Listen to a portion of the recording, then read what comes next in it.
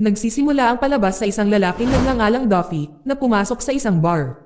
Sa loob nakita niya ang ilang mga tigasing mga lalaki na naglalaro ng poker at nagpasya siyang sumali sa kanila kahit na wala siyang pera, gamit lang ang kanyang relo. Dahil dito nagalit ang pinuno ng thug at nagkaroon ng away. Sa oras na iyon madaling tinalo ni Duffy silang lahat. Ang isang lalaki na nagngangalang Max na kalalabas lang sa bilangguan ang nakakita. Si Duffy ay pumunta sa isang malapit na motel dahil wala siyang permanenteng tahanan at palay-pat-lipat lang.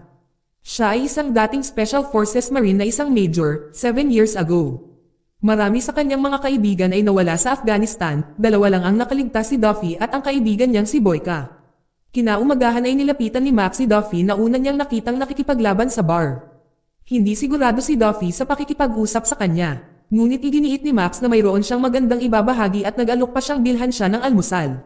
Pumayag si Duffy na samahan si Max para mag-almusal. Doon ipinaliwanag ni Max na nakita niyang binugbog ni Duffy ang mga tigasin at nakita ang kanyang galing sa martial arts. Iminungkahi niya na maaari silang magsama upang kumita ng pera. Noong una ay hindi nagtiwala sa kanya si Duffy ngunit nangako si Max na siya ay tapat at handa siyang patunayan ito kay Duffy. Kaagad pagkatapos na dalhin ni Max si Duffy sa isang lugar kung saan mayroong isang laban sa kalye na inorganisa ni Donald. Siya ay naatasang mag-organisa ng bawat laban. Matapos ang unang laban, hinamon ni Donald ang sinuman na kalabanan ang kanyang champion na isang malaking tao. Noon gusto ni Donald na lumaban si Duffy dahil alam niyang dinala doon ni Max si Duffy para sa isang laban.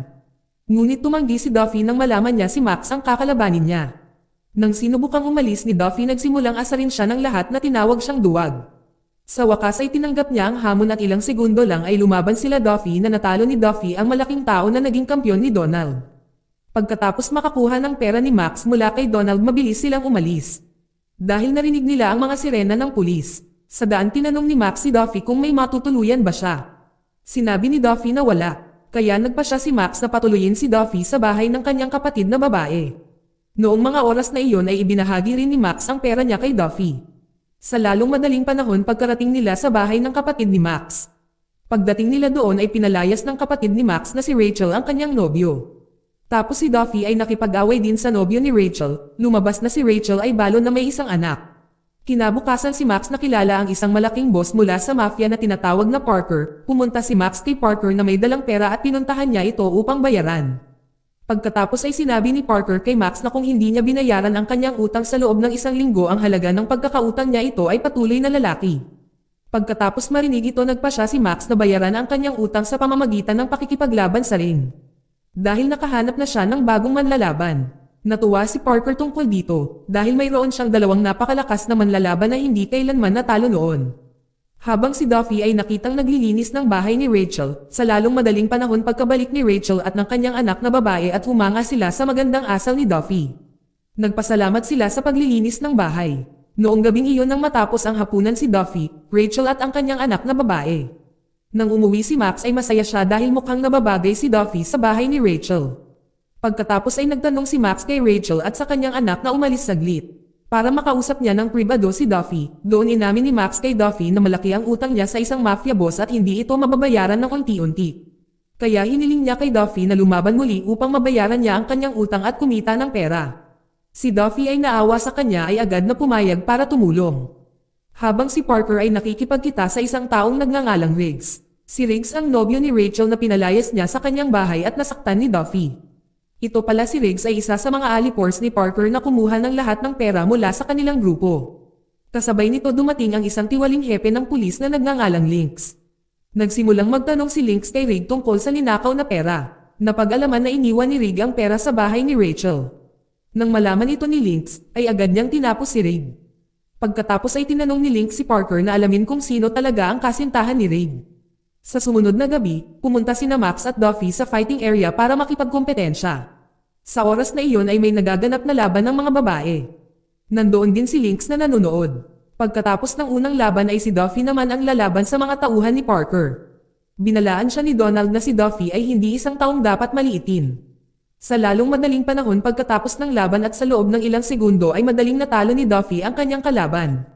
Sa kalaunan habang sina Duffy at Max ay naghahanda ng umalis ay pinigilan sila ni Parker na gusto niyang makipagkompetensya muli si Duffy. Sa pagkakataong ito ay laban sa kanyang kanang kamay na si Ford.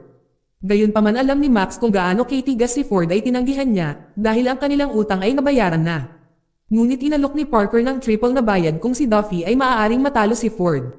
Nang marinig ito, si Duffy ay sumang-ayon na makipagkompetensya muli kung magbabayad si Parker ng 5 beses na halaga kung mananalo siya. Si Parker ay sumang-ayon ng walang pag-aalinlangan. Ilang sandali lamang matapos magsimula ang laban ni Duffy at Ford, noong una ay nahirapan si Duffy na labanan si Ford na hindi pa natalo. Ngunit naalala ni Duffy ang kanyang mga nakaraang karanasan sa Afghanistan at naging mas agresibo siya, at sa huli ay nanalo siya sa laban kay Ford. Bumalik sa bahay si Duffy at Max, tuwang-tuwa sila dahil marami na silang pera. Nagpasalamat si Max sa Diyos sa paghatid kay Duffy sa kanyang buhay. Alam niya na kung wala si Duffy ay mananatili siyang may utang at malamang na pinatay na siya ni Parker. Kinabukasan ay nakipag-ugnayan si Parker kay Lynx para ipaalam sa kanya na nalaman niya kung saan nakatira ang nobya ni Rig.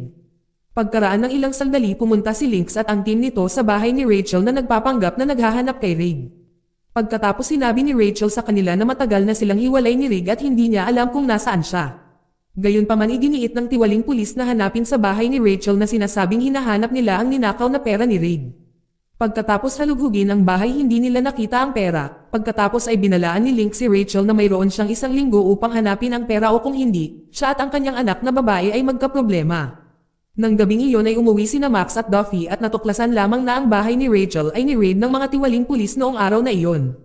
Doon ipinaliwanag ni Rachel na naghahanap sila ng pera na itinago ni Rig, ngunit wala siyang alam tungkol dito, napagtanto ni Max na ang mga tiwaling pulis na ito ay siguradong nagtatrabaho kay Parker. Pagkatapos ay inutusan niya si Rachel at ang kanyang anak na babae na manatili sa loob. Habang sila ni Duffy ay dumiretso sa punong tanggapan ni Parker. Pagkatapos na harapin ni na Max at Duffy si Parker dahil hinaharas nila ang kapatid ni Max. Gayunpaman ay tinanggihan ni Parker ang pagkakasangkot niya na sinasabing ito ay gawain ng isang mas malaking grupo. Inamin niyang hindi siya nang ahas na kalabanan sila. Pagkatapos ay ipinaliwanag ni Parker na si Riggs ay umamin sa pagtatago ng mga ninakaw na pera sa bahay ni Rachel na naglalagay ito kay Rachel at sa kanyang anak na babae sa panganib. Sa oras na iyon ay iminungkahi ni Parker na si Max ang responsibilidad para sa perang iyon. Napagpasyahan ni Max at Duffy na umalis. Sa kotse ay nakaramdam ng labis na pagkabalisa si Max. Hindi siya sigurado kung paano babayaran ang utang ni Rig. Alam niya na kung hindi nila mahahanap ang pera, magdurusa si Rachel at ang kanyang anak na babae. Tiniyak ni Duffy kay Max na handa siyang lumaban muli upang iligtas si Rachel at ang kanyang anak na babae. Makalipas ang ilang oras ay nakatayo si Duffy sa harap ng bahay ni Rachel na naguguluhan. Sa lalong madaling panahon pagkatapos ay nilapitan siya ni Rachel at tinanong kung bakit halos hindi na siya nakatulog. Ipinaliwanag ni Duffy na sa tuwing ipikit niya ang kanyang mga mata ay naalala niya ang kanyang mga kasama mula sa militar, na karamihan sa kanila ay namatay, siya at isang taong nagngangalang Boyka ang nanatiling buhay. Habang si Max ay nakikipagkita kay Donald upang ayusin ang isang malaking laban para kay Duffy na umaasang kumita ng malaking pera. Noong panahong iyon ay binalak ni Max na gamitin ang pera para bayaran ang utang ni Rig para hindi na maharas si Rachel ng mga tiwaling pulis. Nang marinig ito pumayag si Donald na tumulong, basta't makakuha siya ng 30% cut. Kinabukasan pumunta si Donald kay Parker upang sabihin ang hiling ni Max para sa isang malaking laban. Sinubukan din ni Donald na hikayatin si Parker na nagmumungkahi na ito ay isang pagkakataon para sa paghihiganti matapos ang naunang pagkatalo. Sa oras na iyon ay pumayag si Parker at nagplano sila ng isang malaking laban sa gabing iyon. Nang maglaon sa gabi, dinala ni Max si Duffy sa lugar kung saan gaganapin ang laban.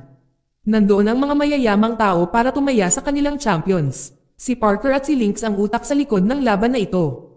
Nasiguradong matatalo si Duffy sa pagkakataong ito. Sinabi pa ni Lynx na kung matalo ang kanilang champion kay Duffy, si Parker ay kailangang takpan ang mga pagkatalong ito. Gayunpaman si Parker tumanggi sa pagsasabing may ebidensya siya ng mga krimen ni Lynx. Kung lumabas ang ebidensyang ito ay malalagay sa malaking gulo ang kanyang team. Habang si Rachel ay nagtatapon ng basura nang napansin niya ang isang butas malapit sa basurahan sa loob nito ay isang bag ng pera na itinago ni Rig. Sa oras na iyon nalaman ni Rachel na itinago ito ng kanyang anak. Dahil pagod na siya sa pagiging masungit ni Rig sa kanyang ina. Pagkatapos ay humingi ng tawad ang kanyang anak na babae para dito. Samantala sinabi ni Donald kay Duffy na ang kanyang kalaban ay isang matigas na pulis. Si Donald ay tumaya ng $5 milyon kay Duffy, kaya hinimok siya nito na manalo. Nagsimula ang laban at madaling natalo ni Duffy ang pulis. Nalaman nila kalaunan na natalo na ang pulis sa laban kanina. Pagkatapos ay nagkaroon ng kaguluhan at nagpasya sina Duffy at Donald na tumakas. Sa daan habang tinawagan ni Max si Rachel na sinabihan siyang maghanda na umalis ng lungsod ng mabilis.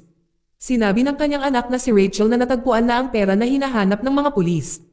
Ngunit iginiit ni Max na kailangan nilang umalis kaagad. Pagkatapos ay nagmadaling umuwi sina Max at Duffy at sinabihan si Rachel at ang kanyang anak na sumakay sa kotse. Ngunit bigla silang inatake ng mga tiwaling pulis. Nabaril ang anak ni Rachel at tumawag si Max ng ambulansya at pagkatapos dalhin ng ambulansya si Rachel at ang kanyang anak sa hospital.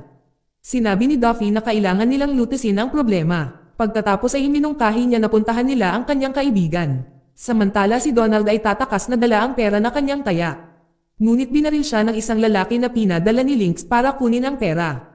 Sa kabilang banda sina Max at Duffy ay nakipagkita kay Boyka na dating kasama ni Duffy sa militar.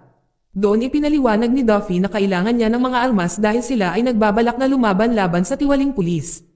Noong gabing iyon tiniyak ni Boyka na nasa kotse niya ang mga armas na kailangan niya. Pinaalalahanan niya rin si Max na nailigtas ni Duffy ang kanyang buhay sa larangan ng digmaan. Bago sila dinala ni Boyka sa kanyang sasakyan na puno ng mga armas ay inalok niyang sumama sa kanila. Ngunit nag-alinlangan si Duffy dahil ayaw niyang ilagay sa panganib si Boyka. Gayunpaman iginiit ni Boyka na banggitin ang utang niya kay Duffy.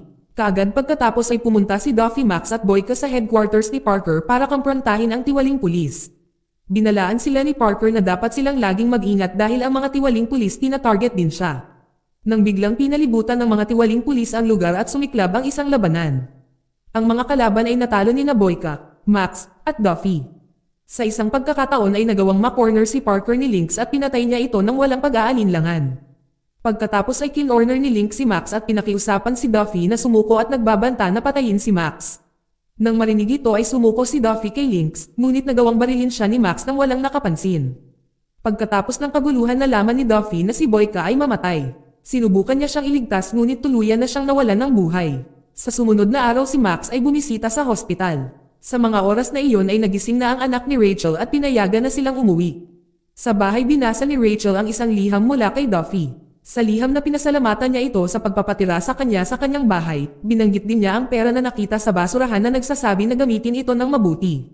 Nangako si Duffy na babalik siya sa bahay ni Rachel. Dito nagtatapos ang palabas. Salamat sa panonood kaibigan.